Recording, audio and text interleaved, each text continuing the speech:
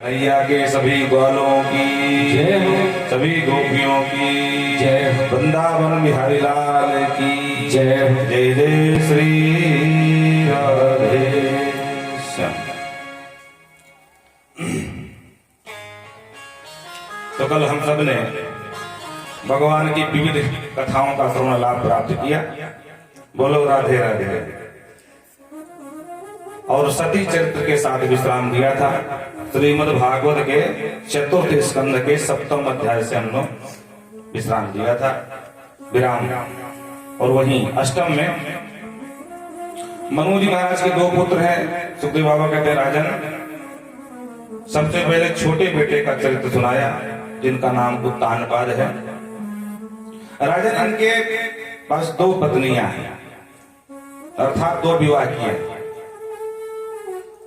पत्नियों के नाम देवी सुरुचि और देवी सुनीति।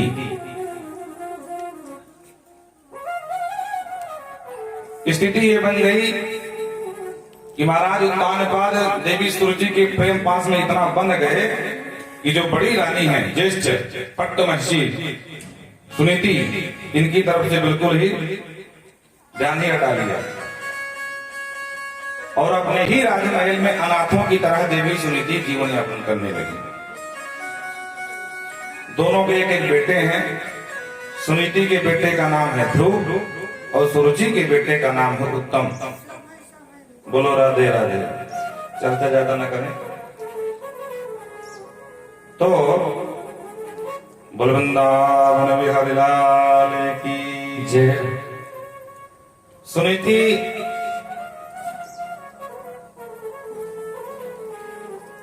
हरि बोल।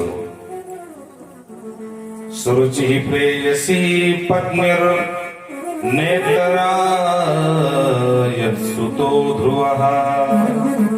आप लोग जब चर्चा करते हैं ना तो कनेक्शन कहीं ना कहीं डिस्टर्ब होता है, इसलिए मना करते हैं जो आगे बैठे हैं पास में बिल्कुल चर्चा ना करें। बोलो राधे राधे। क्योंकि एक बार अगर कनेक्शन कटा तो कथा वहां से हटी। तो कहते हैं सुरुचि प्रेयसी पत्नीर, बहुत प्रेम करते थे देवी सुरुचि से, तो अनाथों की तरह जीवन यापन कर रही हैं। बालक है 5 साल के। गुरु जी महाराज कोई बात नहीं, बालक तो 5 वर्ष का है, छोटा सा, तो उसे क्या पता कौन अपेक्षा कर रहा है कौन उपेक्षा कर रहा है। वो तो बड़े लोग समझते हैं ना, बच्चे तो बिल्कुल निर्विकार होते हैं। तो घूमते घूमते कहीं से आए, पिताजी को देख करके दौड़कर पिताजी से लिपट गए। एकदा सुरुचि पुत्रम अंकम आरोप, अंक माने गोद। तो पिताजी ने भी बेटे से लाड लड़ाया और दौड़ के आते हुए ध्रुव को गले से चिपकाया और अपने ही अंक में बिठाया। और उतने में महाराज देवी सुरुचि ने देख लिया तो जल गई बेचारी सौतिया का। आप सब समझते हैं। बोलो राधे राधे। माताएं सब बर्दाश्त कर सकती लेकिन सौतिया डा बिल्कुल नहीं। बोलो जय सिया राम। और करना भी नहीं चाहिए भाई, गलत बात है। तो तुरंत आई, बोले ध्रुव वो भले ही राजा का बेटा है तो क्या हुआ, पर सिंहासन का अधिकारी तो नहीं हो सकता। क्यों? क्योंकि यहाँ मेरा प्रभुत्व चलता है। तेरी माँ होगी बड़ी रानी तो क्या हुआ, नौकरानी की तरह जीवन यापन कर रही है। इतनी बड़ी बात है, कम से कम पेट की रोटी और पहनने कपड़ा मिल रहा है और मर्यादा छुपा करके राजमहल में जीवन यापन कर ले। और महाराज राजा के ही अंक से खींच करके बाहर उतार दिया और बोले सुन, अगर तुझे सिंहासन में बैठने की बड़ी इच्छा है तो जा पहले उस परम पुरुष की तपस्या कर और जब कभी वो प्रसन्न हो जाए दर्शन दें और कहें बेटा ध्रुव मान क्या मानता है, तो एक ही बात मानना कि प्रभु मेरा शरीर ये छूट जाए और जो नव नूतन जीवन मिले वो माँ सुरुचि के पेट से मिले, तब तो हो सकता कि सिंहासन पर बैठ जाए। बाकी अगर तू सोच कि सवत का पुत्र होकर के बैठ जाती, ये संभव नहीं है। हाँ, हम सुरुचि हैं, पागल थोड़ी ना है। बोलो राधे राधे। तपसाराध पुरुषम तस्वानुग्रहेण तपसारा आराध्य पुरुषम तपस्या, जाओ उसकी तपस्या कर। अगर भेड़ तुम साध्य आत्मानम, मेरे गर्भ की आसना करना। यदि निवासनम, यदि नभ के आसन इच्छा हो बैठने की सिंहासन पर, तो जाओ। और 5 साल का बालक आप समझते हैं, एक थप्पड़ मारो तो भयंकर रुदन करता महाराज, दर आंसू बहते हुए, और सीधे माँ के पास दौड़े। माँ से बताया, माँ तो सपत्न्यास दुरुक्त विद्धा। और जैसे माँ को पता चला कि सुरुचि ने बहुत दुर्वचन कहे हैं, छाती जलने लगी। पर कर क्या सकती है, मजबूर है बेचारी। कहते कोई बात नहीं बेटा, उसने गलत क्या कहा है, उसने जो कहा सही कहा है। उसने यही कहा ना कि चुपचाप मर्यादा है कि चुपचाप घर में पलो, बाकी सिंहासन तुम्हारा अधिकार नहीं है। तो बिल्कुल नहीं है, सब कुछ उसी का तो है। हमसे अच्छे तो दास दासियां हैं।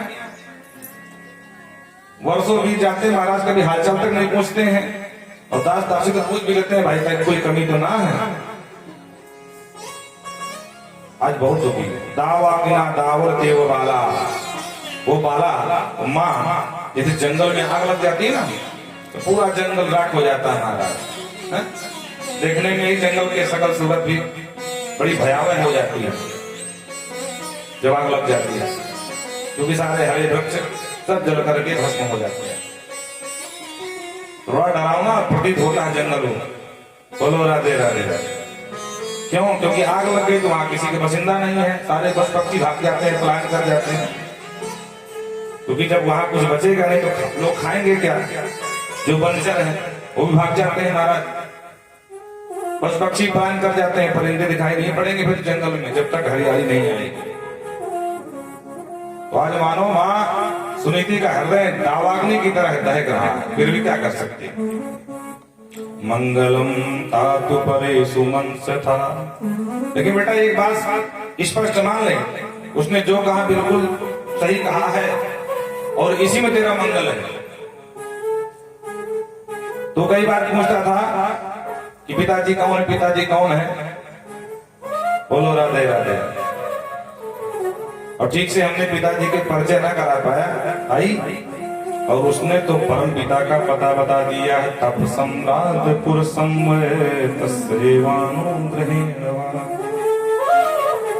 उसने जिस का पता बताया वो पिता ही नहीं परम पिता है, पिता के भी पिता है।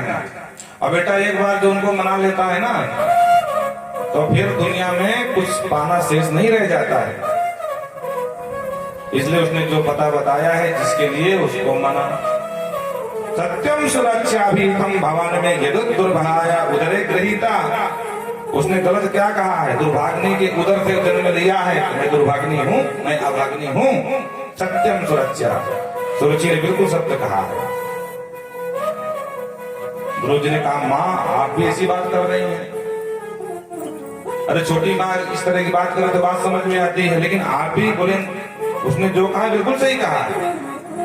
तो क्या माँ मेरा अधिकार नहीं है इस महल में? बोले बिल्कुल नहीं। अगर अधिकार होता तो तेरे पिता कुछ बोलते नहीं। बोलो राधे राधे। हाँ, जब व्यक्ति प्रेम पास में बन जाता है ना, तो देख भी रहा गलत हो रहा है, फिर भी मूक हो जाता है। मूक माने तो मौन धारण कर लेता है। आप सभी परिचित हैं महाभारत के युद्ध से। बड़ी सभा में एक वधू की मर्यादा छिन्न भिन्न की जा रही है। ऐसा नहीं कोई सामान्य व्यक्ति बैठे हों, बड़े बुजुर्ग धृतराष्ट्र बैठे हैं, वो भी राजा की गद्दी पर बैठे हैं। एक बार डांट नहीं सकते थे, खबरदार दुर्योधन गलत बात है, तो मेरी पुत्र वधू है भाई, क्या कर रहे हो?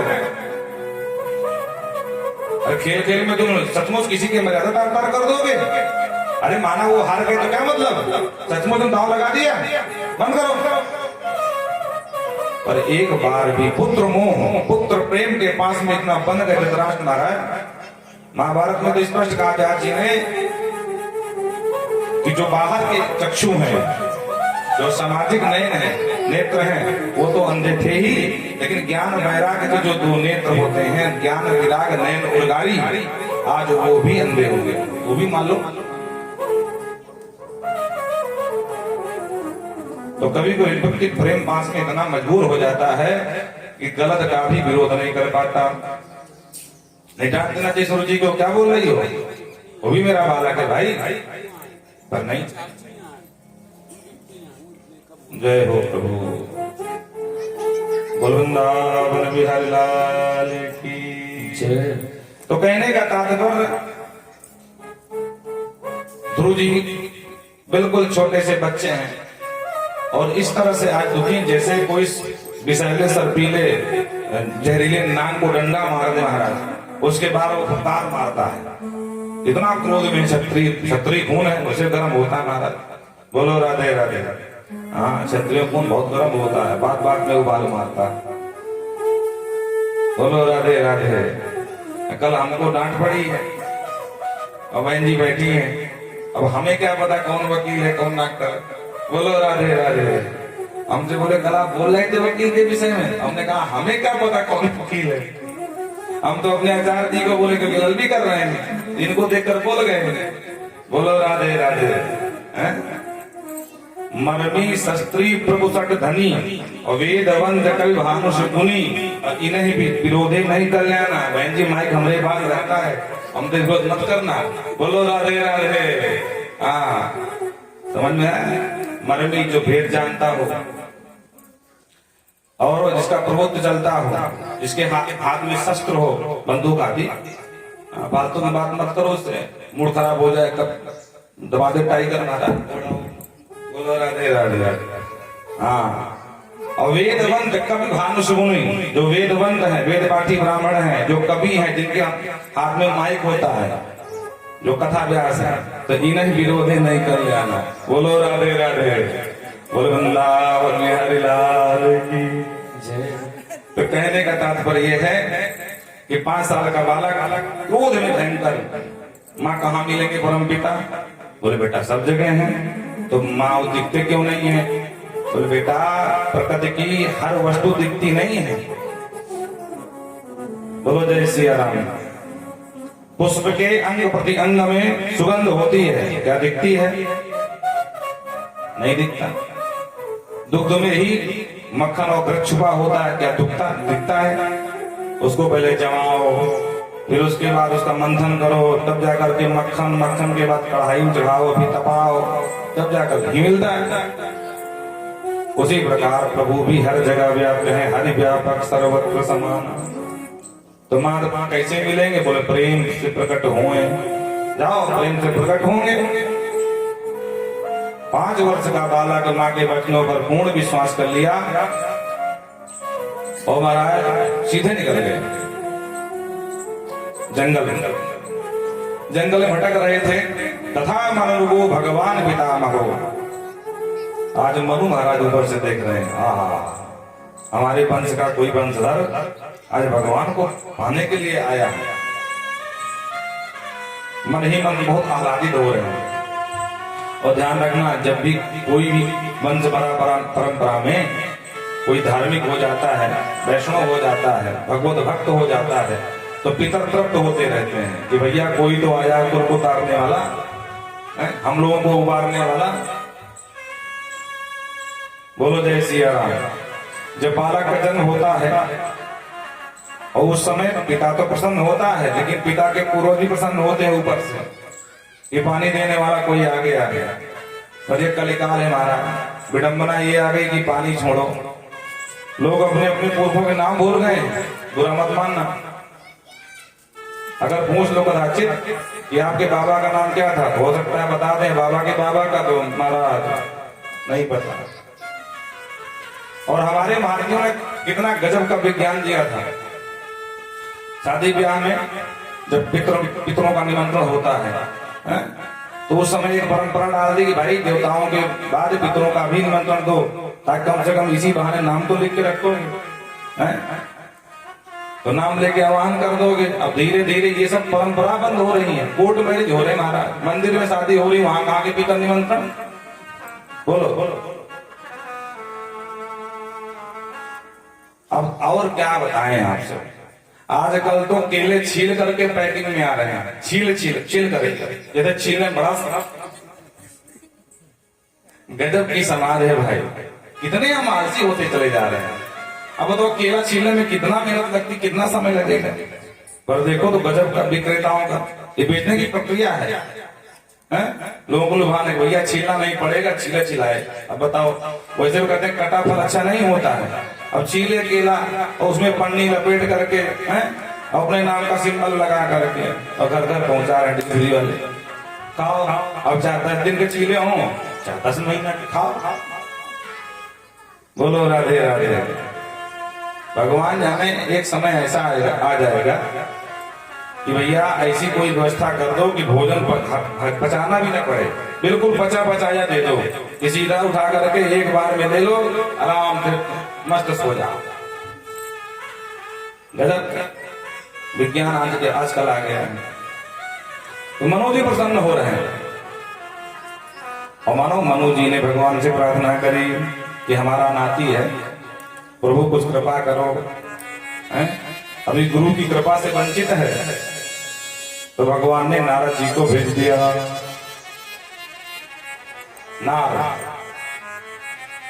नारद जी का अर्थ क्या हुआ?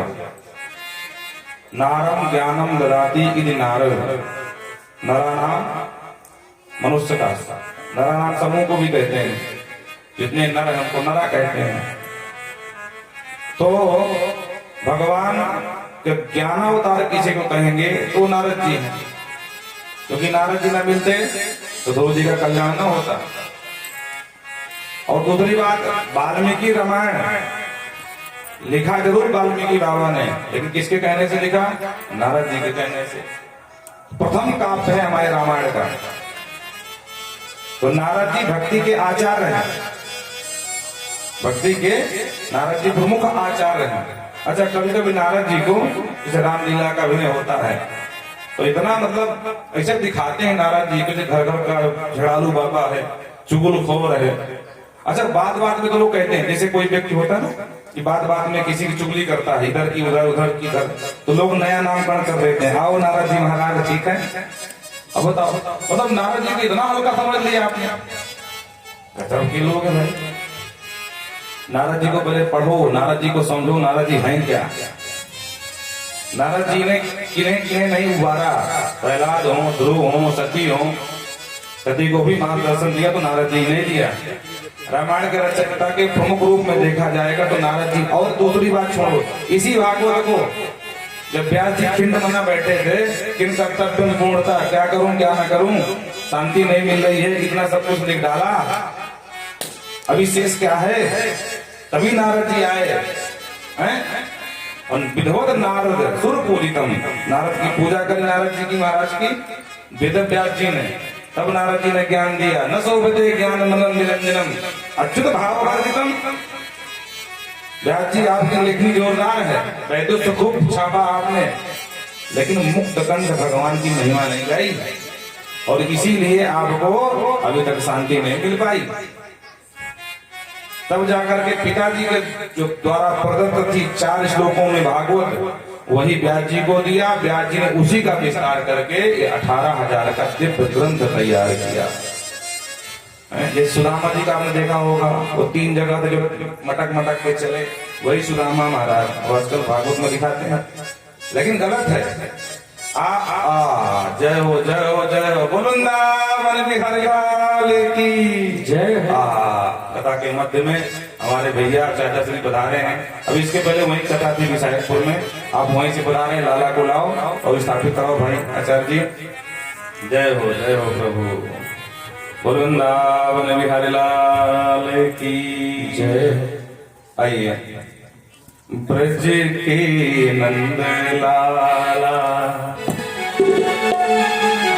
श्री राधा जो के सांवरिया, सब दुख दूर हुए जब तेरा नाम लिया।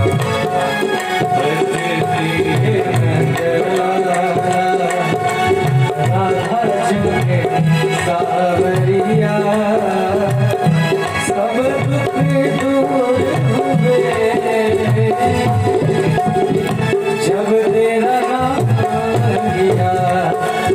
देखे के नंदला राधा चुके सावरिया सब दुख क्यों रहते